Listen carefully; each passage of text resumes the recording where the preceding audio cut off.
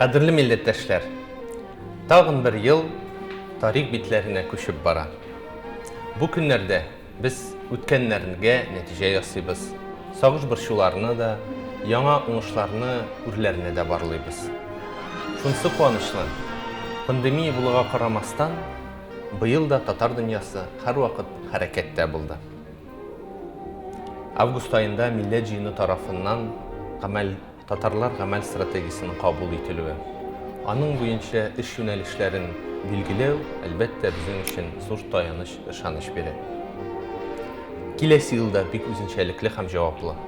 Bütün Dünya Tatar Kongresi Milli Şurası tarafından 2021 yıl Tatar halkının birdemligi yılı dip ilan etildi. Ne eligi şiğerge dayanıp, biz de birden bulup, birge bulup, yanadan yana oңuşlarga erişip, yana ürlerini yaulap, milleti bizge hizmet edirgesi. Beyramimiz kutlu bulsun. Yana yıl bilen.